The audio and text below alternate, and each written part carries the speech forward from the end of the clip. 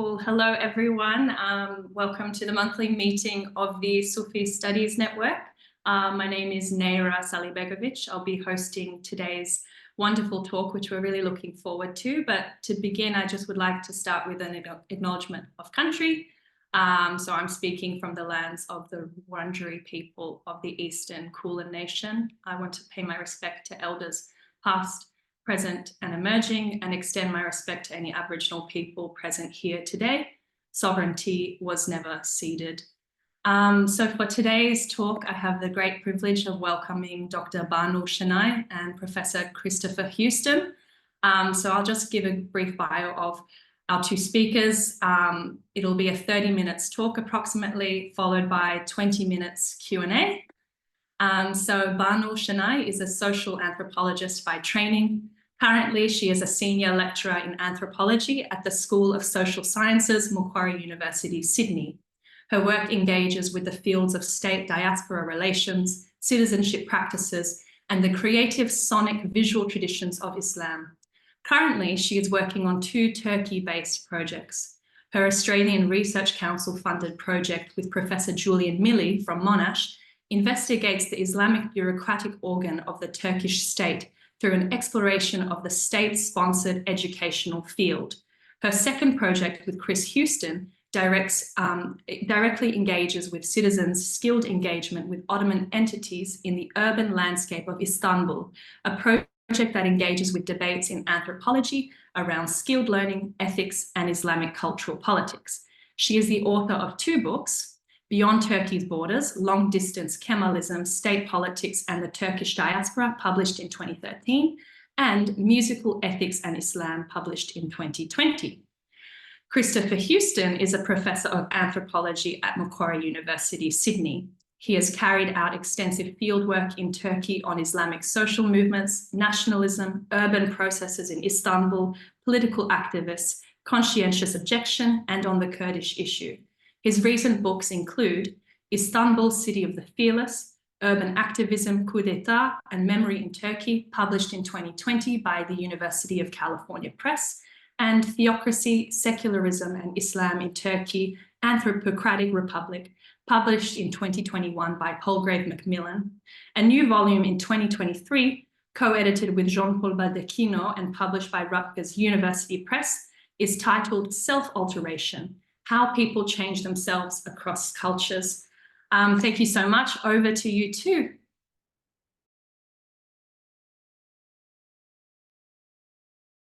Thanks, Nejra. Oh, let me bring up the slides. Thanks, Nejra.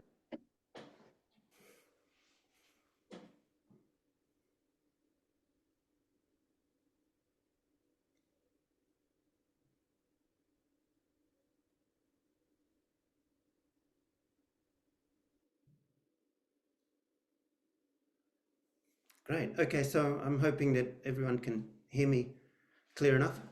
Great, thank you. So Nejra, thanks for that introduction. And as you can see, what we thought we'd do for the talk is that Banu will share her screen and we'll click on the slides at the appropriate points, and I'll sort of read out the paper, partly because I'm a bit of a technological illiterate, and I thought it might be beyond my capacities to be clicking on and reading at the same time. Not really, but anyway, that's how we've decided to do it. Okay, so I'll just briefly begin with this interesting quote from Ahmed Hamdi Tanpınar from the book 5 Cities, around Istanbul, Bursa, some other cities in his visits to them. And the quote is, "Let objects be. Let them inaugurate the reign of beauty within us."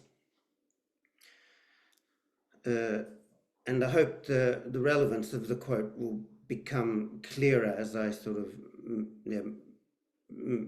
move through the paper. So let me begin. Walking around Ayazma Jami in Doğancılar, Üsküdar, high on its hill on a mild autumn day, we bump into another wanderer.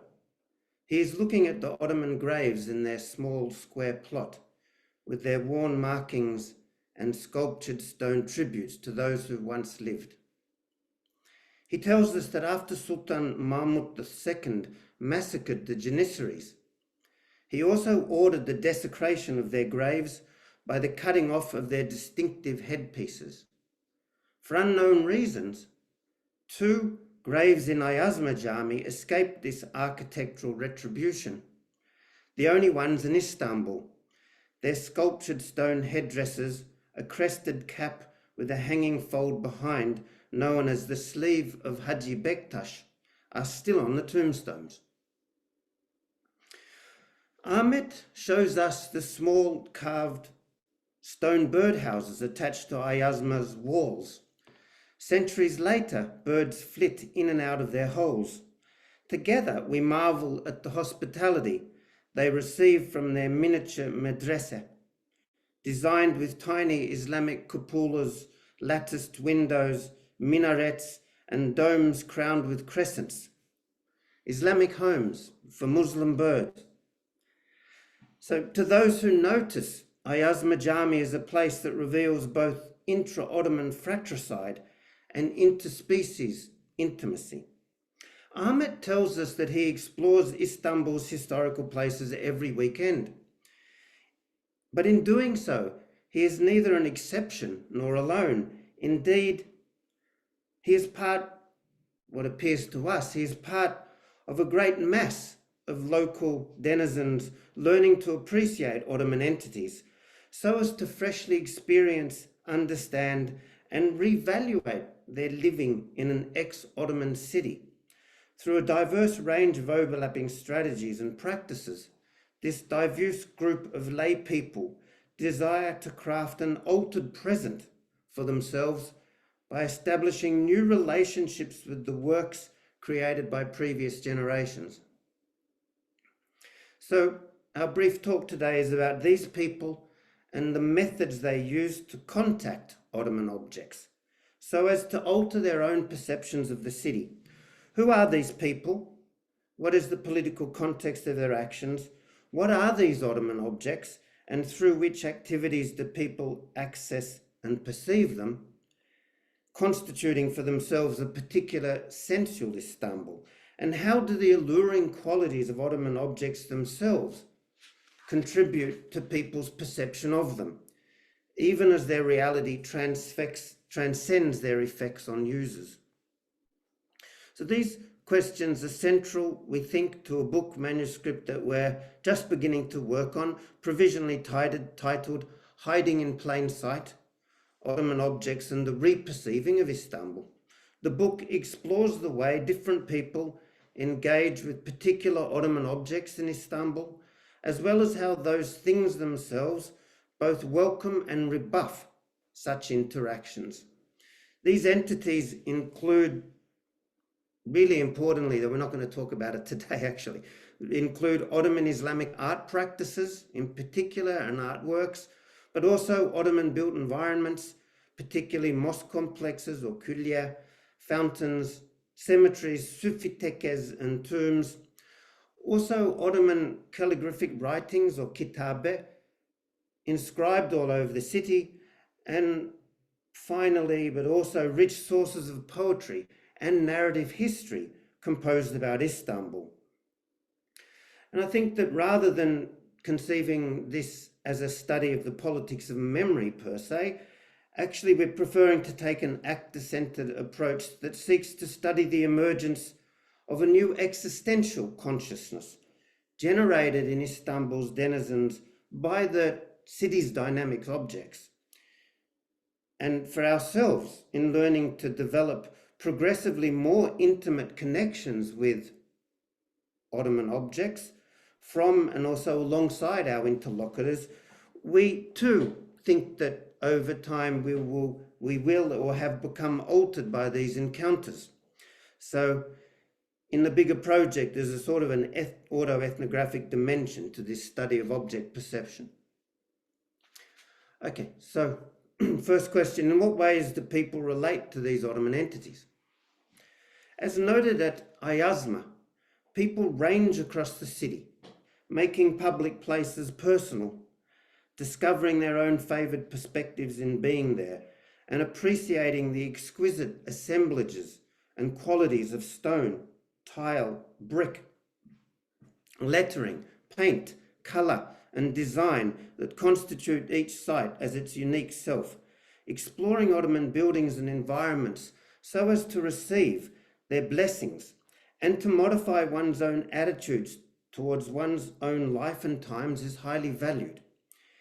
In this trans-neighbourhood visitation practice, people living in newer suburbs with their own more recent vital political and social histories supplement their lives there by transforming other parts of the city into familiar environments, making them too personal places of I can, the Merleau-Pontian phrase, that we don't live in the world necessarily theoretically in perception, we actually live in a world directed around to what we can do in it. So it's the I can aspect of living in a place. Extending their stewardship over the city, people use its Ottoman nooks and crannies for their own delight. Equally esteemed are expeditions to Istanbul cemeteries. I think we might click on, and to the graves of people picked out as significant figures for visitants. Graves are fragile, and their susceptibility to the vagaries of weather, living beings, mould, worms, water, etc., and political distinction enable visitors to puzzle over the precariousness of love, kinship, and renown. Yet graves can be generative too. The grave of 16th century Ottoman calligrapher Şeyh Hamdullah in Karaca Ahmet Cemetery in Üsküdar has magnetized other calligraphers to be buried there alongside it. A speaker at a seminar we attended on the now demolished Halaç Baba Sufi convent, that's the one on the right-hand side there, noted that many people feel a peace and a comfort in places where what he calls spiritually beloved souls, in Turkish manevi sahişleri, are buried, sensing a bond or a contact with the dead and finding scope for self-knowledge. He finished his talk by recounting a story about Ibn Arabi, who asked a friend from Tunisia why he'd like to visit a particular cemetery in Cairo. "There I can hear my heart," his friend replied. "Kalbimi burada duyuyorum." So, another strategy, learning to read the difficult Ottoman script and language is popular, so as to attend to and to decipher the gnomic written messages, the kitabe, hiding in plain sight all over the city. Jeremy Walton argues that in post-imperial cities like Istanbul, certain sites, he particularly thinks museums, but we could say certain sites such as monuments as well, simultaneously enact a spatial proximity for people, while paradoxically deepening a fissure for people between the present and the past. We think that learning to read the Ottoman Turkish inscribed on buildings, mosques, fountains, etc., all over the historic city is a way of bridging that fissure, visited upon generations of city dwellers by the Republican alphabet reform. In learning to read Ottoman, readers receive meanings from calligraphic writings, changing them from scribbles upon a flat plane to repositories of sense, and finally to revelations of aesthetic skill of the calligrapher. People have told us about their favorite kitabe, about messages or statements that reveal wisdom, or as they appreciate the calligraphic skills involved in them, make them feel closer to their particular makers. Selim, for example, explains that he loves drinking tea in Kara Mustafa Pasha Jami in Karaköy, next to, or just as you can see below where the Kelime Tevhid is written. Another friend reports that he changes his way. He said, I changed my route just to greet the kitabe displayed above the Bayazit entrance to the Grand Bazaar or the Kapalı Çarşı. The Çalışan Alının Sevgi'dir. Sevgi'dir. There might be a misprint there here. The one who works hard to learn his livelihood is the beloved slave. which is a nice kitabe from a hadith above the place of commerce, one of the main places of commerce in Istanbul. So in exposing themselves to Ottoman places, many people find pleasure also in seasoning their experiences there through the reading of texts of other earlier visitors to them, of which there's an incredibly rich literature in poetry about Istanbul. In canting from this huge archive of poetry and prose about a place while being in that place produces a powerful reorientation towards it. Of course, although beloved poems are read to generate personal connections with places and with poets, poems also possess a wildness and unruliness, often surpassing or contravening the prejudgments of readers.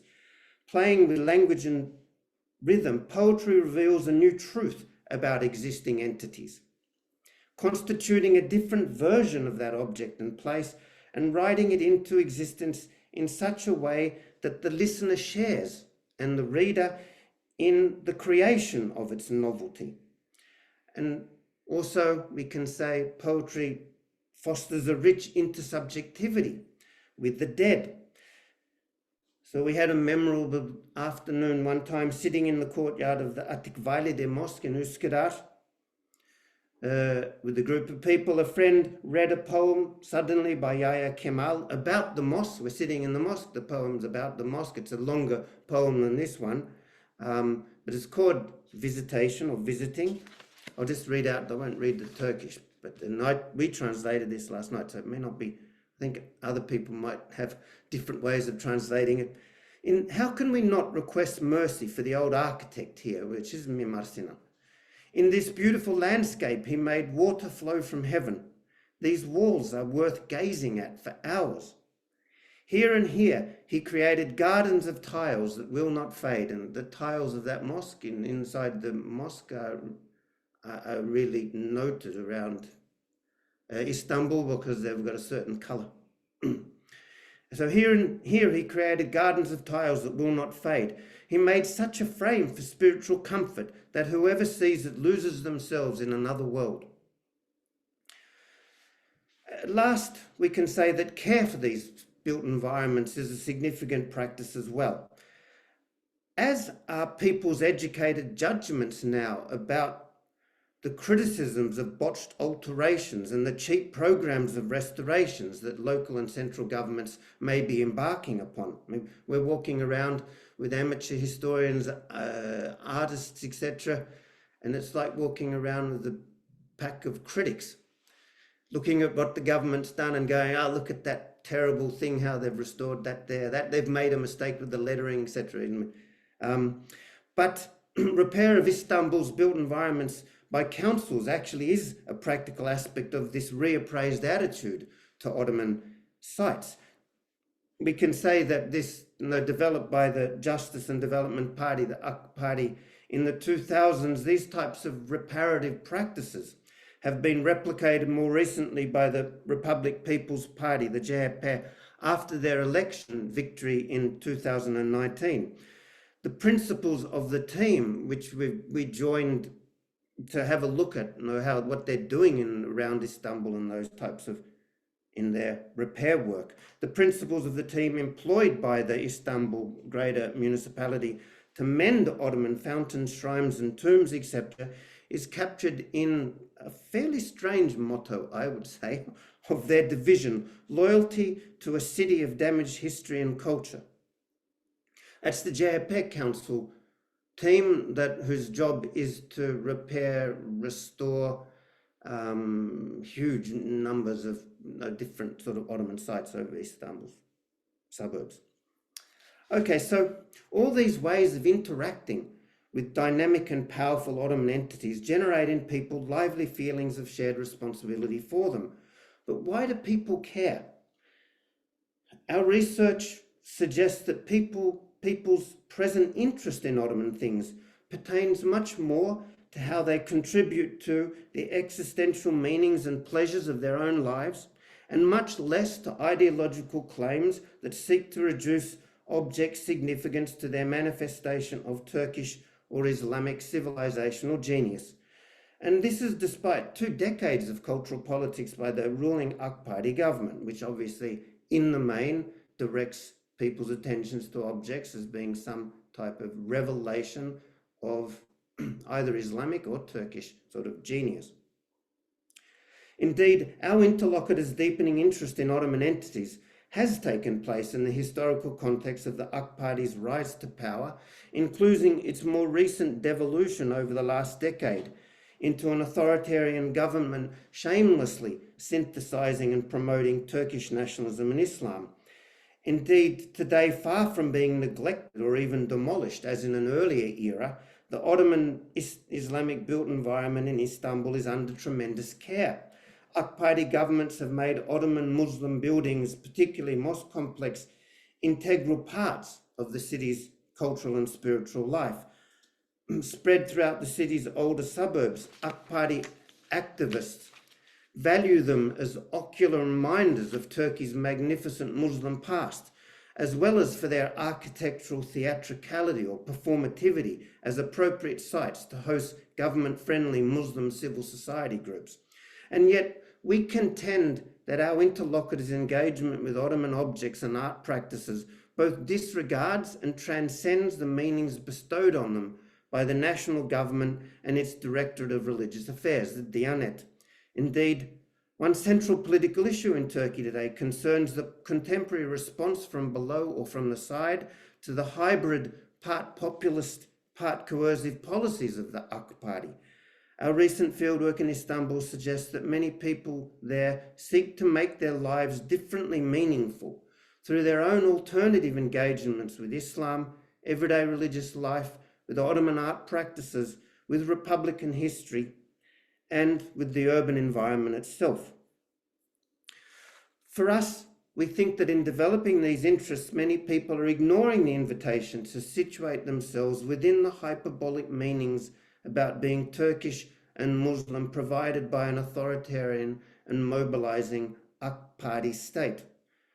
And we use that word deliberately, the party state. Turning their backs on the charisma of the AK Party's selected political symbols, they foster a different appreciative attitude to the autonomy of Ottoman entities. They take pleasure in objects' material variegations, as well as in crafting new objects with and from them. Particularly, we're looking at the calligraphy workshops and also the music workshops in Istanbul. New works that arise from their training and skilled practices developed by their teachers and by earlier generations of artists through their own exposure to objects. They are energized by their constant discovery that objects possess more withdrawn depths than encapsulated in the relations they have hitherto established with them. Failing to be convinced by the reductive and homogenizing assertions about Ottoman objects' environment by the government, people generate their own significant meanings about ordinary urban living in Istanbul and alternative ways of being a Muslim. Their directing of attentive care to Ottoman entities fosters a different form of ethics and conscience. Okay, for that reason, we contend that these personal and unofficial orientations to the ex-Ottoman city and to Ottoman entities can also be interpreted as practices of an alternative citizenship, one that constitutes a non-AK Party way of expressing one's Muslim life. So in Turkish, the word for citizenship is vatandaşlık, from the root vatan, or nation or homeland, which reverberates with nationalist or nativist overtones. By citizenship, we actually mean much more, of course, than mere membership in a nation state, or even citizens adapting or rejecting of its official identities. Instead, we think that a new word we discovered, we didn't invent it, we discovered, yaşamdaşlık, coming from the root life, is a better description of what our interlocutors are doing in their convivial living beside peoples, animals and objects. So we hope to explore the production of their own citizenly belonging in Istanbul, their experiments in ways of creating solidarity with objects and environments, and their investing of themselves in other types of existential practices. Briefly, what moods and habits characterize this non-conforming citizenship? The literature on citizenship has noted the importance of insurgent citizenship practices that include the explicit challenging of exclusionary citizenship. But it has also noticed more implicitly critical practices, as seen, for example, in the field of arts. Martin Stotz, for example, has written about alternative citizenship in Turkey through the voices of three popular musicians, Zeki Müren, Orhan Gencebay, and Sezen Aksu, and he suggests that each of these figures helped orchestrate sentiments that presented other possible ways of being a Turkish citizen, diverging from the more nationalistic and official versions manufactured by the Turkish state. And I think that similarly, we see in Islamic art practices such as name music, a particular way of becoming a person, a Muslim and a citizen, again, which is opposed to more sort of nationalistic versions. How significant are these minor citizenly practices for Turkish politics? Well, that's a pretty huge question, of course. Crucially, however, we could say for the ideological claims of the AK Party, many Muslims are involved in this fluid evasion of its cultural politics, exploring non-Diyanet ways of living one's socio-religious life. Alpkan and Zeybek note that fundamental to citizenship is the process whereby different groups of citizens enact what they say differential engagements with the law, the state, governments, etc., etc. And we think that in the current period in Istanbul, a period of democratic retrenchment, urban environmental destruction, and huge economic anxiety, our interlocutors are pursuing a different reckoning with the city and its places, attending to and constituting with a more merciful Istanbul for themselves. So, in brief, our research investigates frictional relations in Istanbul between people's use and constitution of Ottoman things, the AK Party government's own political interested profiling of them, and the ever-present withdrawal from human perception of objects themselves. Because it's pretty clear that Ottoman entities are not exhausted by or reducible to Istanbul people's multiple relations with them. So, in summary, we can say we hope this study is a hybrid experiment in political, existential, and object-oriented anthropology. And in it, we hope that we can trace out and learn various methods of living well, living better, and pursuing new experiences of freedom in Istanbul in the current context. So I think I've still got 5-10 minutes. Is that okay? I'm nearly... Yeah, if you can, maybe in 5 minutes, if that's possible. Okay. I'm not actually sure exactly when we started, so I don't know, Aydoğan, if we can go to 10 minutes. Okay, good. So we'll just talk briefly about who the people are that we've been working with. Who are these citizens? Over the last few years, we've met and walked around Istanbul with lots of people, men and women, including amateur historians, artists, musicians, government employees, students, etc., etc. Unlike Walton's study, which was done in 2011 actually, of the neo-Ottoman practices of space generated by two powerful pious foundations that he was doing research with at the time, the Nur and the Gülen communities, none of our interlocutors are members of Muslim Jamaats, associations or political parties. But among themselves, it seems to us they do share common sensibilities. For example, we observe an approximation of similar educational qualifications among our interlocutors, basically a broad middle classness. Nearly all of them are graduates, caught up in the great boom in tertiary education in Istanbul over the last 30 years, and now working as teachers, administrative, musicians, artists, art department graduates, professionals, etc., in different places all over Istanbul. But secondly, we also discern a post-Islamist and a post-nationalist dimension to their practices and to their lives. I would say that having grown up in the main with a sympathetic interest in the new redeemed worlds of Islam generated by the Islamic social movement in Istanbul since the 1990s, our interlocutors now are predisposed to engage with Ottoman Islamic objects, art practices, history, etc., But it does appear to us that nearly all of them are distant from any earlier enthusiastic participation in the fragmented Islamist social movement of the 1990s and 2000s. In fact, jaded with the neoliberal policies of pro-Islamic Macquarie governments, their Muslimness is now really differently political than it used to be. When we asked them about what were they doing in the 1990s, were they affiliated with different Islamic things happening in Istanbul in that incredible decade when this unruly, wild Islamic movement, which the Refah party tried to get control of and managed to control it after a while, sort of emerged in Istanbul. So we've sort of done a name for them, which we may talk about. We think that we could say they're a dissident fraction of the post-Macquarie Muslim middle class. So next question. What's the broader political context of this group of citizens? I'll do this very quickly. The activities of our interlocutors, of course, don't occur in a political and social vacuum. Indeed, for more than a century, Ottoman objects, institutions and social practices have been at the centre of Turkish politics. The Turkish Republic instituted itself through its selective destruction of Ottoman entities, most publicly, of course, of Ottoman cultural religious institutions and procedures.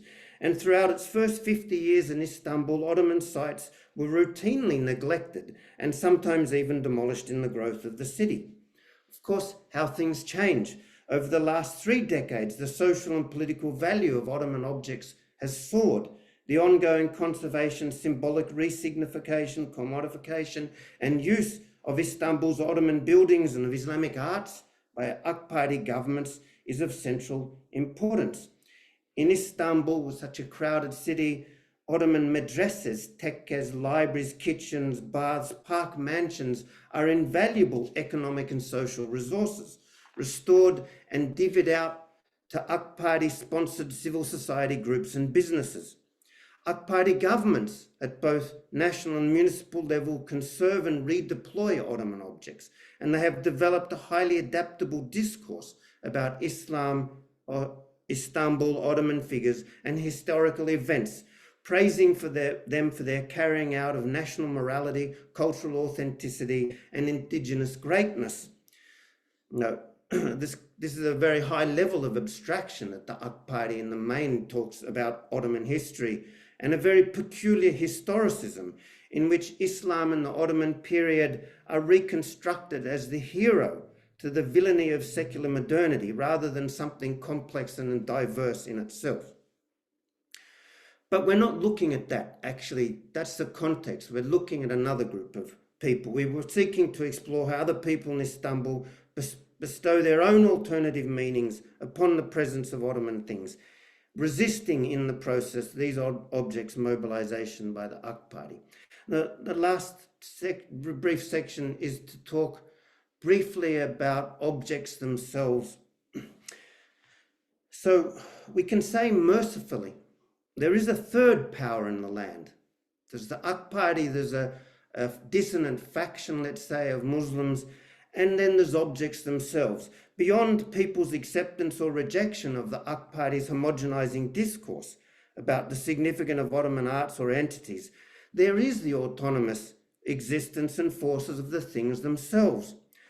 Objects are not reducible to their multitudinous features, not only because they appear to perceive us in various perspectives, which is a phenomenological insight, of course, but also because over time their qualities may change. The once pristine grave of Sheikh Hamdullah is the same object despite its present decrepitude. So over the last decade or so, there's been a new object-oriented turn in philosophy, particularly in the work of Graham Harman, but there's that speculative realism movement, which he's a part of. Harman argues that there are 2 basic types of knowledge about objects, both of which are valuable, but he argues each of which are simultaneously reductive. The first, of course, is the most powerful in our types of societies. It's scientific naturalism, which assumes objects exist independently of human images production, etc. of them. Here, for science, the external world can be known through various scientific procedures, whittling objects down to size by identifying their atomic or chemical structures, or their subcomponents, matter or materials out there in the world, in nature, wait for their fixed routines or their deeper anonymous forces to be objectively discovered. So Harman calls this mode of knowledge an undermining of objects. By contrast, his second mode of knowledge, the phenomenological, is accused of overmining them. Phenomenology rejects the naturalistic proposition of science that things can be an object of cognition for a person without the event of its cognizing being considered as well. That's the basic point of Husserl's phenomenology, we could say, or the first building block. Phenomenology therefore focuses on how phenomena appear to consciousness, or how consciousness interprets and actively shapes the sensefulness of objects and things. For phenomenology, objects are given meaning by the intentions, the mood, the pragmatic concerns, the political ideologies, let's say the embodied states of human subjects. For phenomenology, people's projects, let's say the governing interests of the AK party, cause an oriented Ottoman world to arise from sort of the objects in themselves. So for Harman, neither of these modes of knowledge exhausts the reality of objects. He rejects a naturalistic science that maintains things are objectively knowable in themselves by breaking them down into smaller and sort of real parts. And he rejects a phenomenology that accepts that entities are known only in relation to the consciousness of the perceiver. He argues real objects exist beyond human central access to them, possessing unperceived properties even when we direct our attention to them. As he says, and this is a very nice quote, the being of objects are not exhausted by their presence in consciousness. Okay, and we're going to finish up here, but just to say that there's a question therefore about how can people know objects as a form of knowledge. Actually, Harman says knowledge is not the right word that we should be bringing to objects. He asserts that real objects, being unknowable essentially, can only be loved. Actually has a few other theories about how through metaphor or through different types of approaches sort of obliquely to objects, there becomes certain types of not knowledge, but certain types of cognition towards them. So he says objects are unknowable, but they can be loved. And obviously one can love something from afar, but loving something from the proximity is better. So we think that in working with objects and caring for them, people in Istanbul perceive that those objects also welcome them, drawing out of themselves particular actions towards those objects. Objects persistently entreat to people to act towards them in accordance with their own qualities. Softly or forcefully, and we think this partly coming from the way that Islamic artists, if they're working with ink, or if they're working with reeds, or if they're working with materials, that the substance and the independence of those materials actually insist on a certain type of just response action towards them. People's embodied responses to the behavioral instigations of objects and environments are not individually personal because there's something coming from the object, but they're also not party political, as if we do whatever the AK party tells us what's the meaning of things. So I'll just jump to the conclusion because I know we don't want to go have some discussion maybe. So in short, there's more to say on object-oriented ontology, which is sort of a way that we want to make a mediating bridge between objects themselves and the various types of approaches to them that different people are taking. But we conclude by saying Ottoman objects, Ottoman environments, and the embodied practices and interactions historically instigated by them. These Ottoman objects radiate energy and affect, channeling people's and other living beings' engagement with them. Over and above the intentions of their builders materialized in them, Ayazma Jami's bird boxes themselves negotiate with the bodies and the activities of avian actors. Here we can say what's important is the autonomous existence of Ottoman objects, with their inexhaustibility of meaningless and a stubbornness of agency that people engaged with them receive from them. Objects are not reducible to the intentions of those who made them. They're not reducible to the educated or uneducated perceptions of those who constitute and engage with them. And they're not reducible to the politicized discourse of those who control them. And they're not reducible to their use by humans as well. So we would argue that objects are more than a resource for satisfying our desires, whether that's political, social, or something else, existential. Like a poem, perhaps, their powerful agency and autonomous being apart from perceptual consciousness of them transcends the ideological projects of those in the present who are currently powerfully seeking to enlist them in political discourse. Thank you.